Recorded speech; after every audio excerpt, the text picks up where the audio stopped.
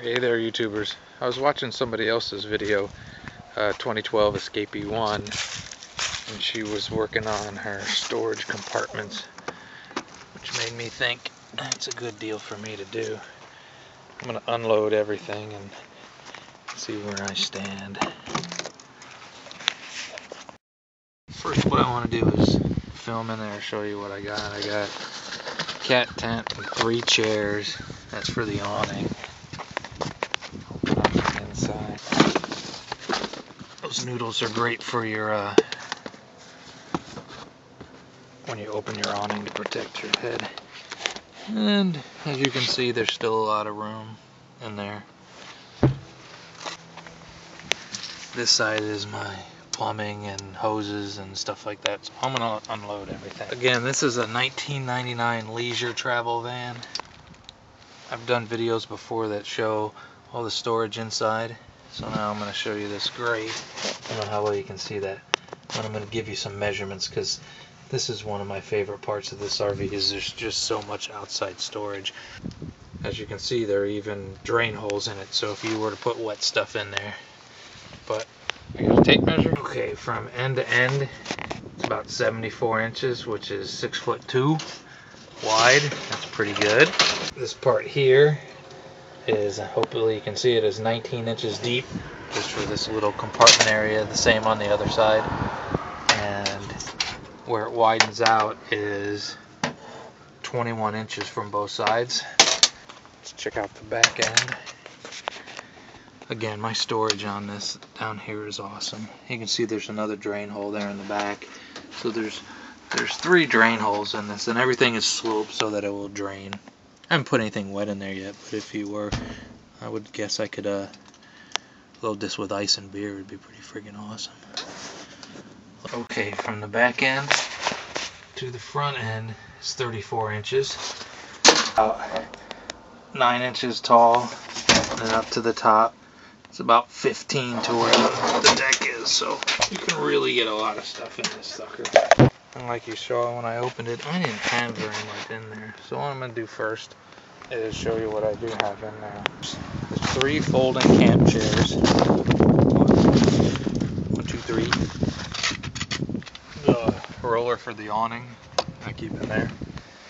This is that little cat tent, so 4 chairs.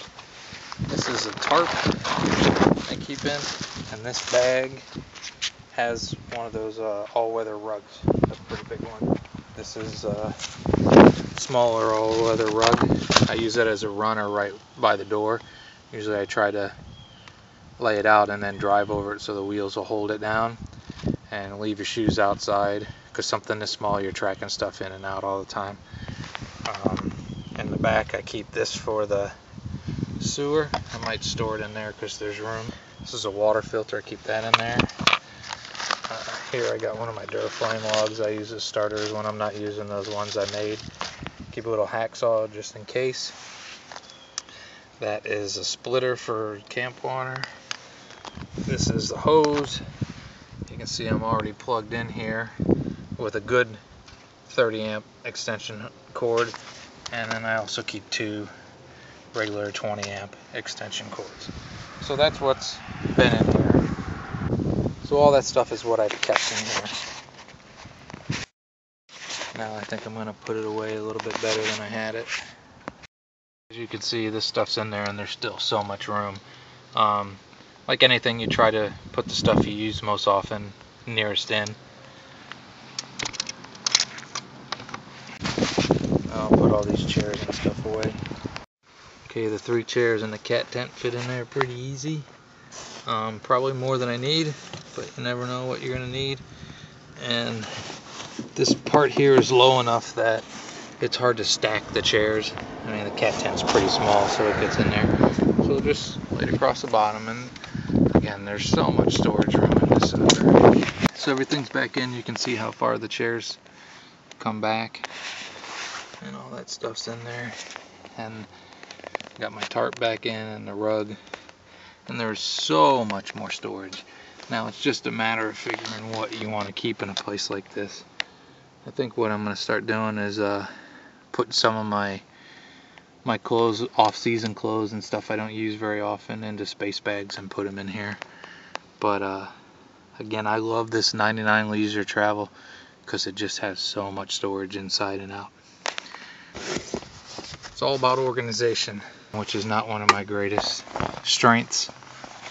But from this you can see the underbed storage too. And as I put in another previous video, it's 5 feet from the back of this all the way up to the front where I can store things. And it's 14 inches tall, so you can see I already have a tub there. Now the only time I would have to move that tub is if I use the propane furnace. And if I do that, I plan on getting a dryer vent that you would use and attaching it and bringing it out past all this storage under here.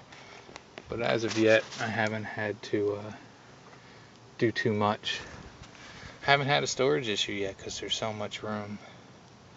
Now getting to things is tougher once I put this bed in, because this comes with normally this comes new with a reclining rear seat, you know, like a sofa thing.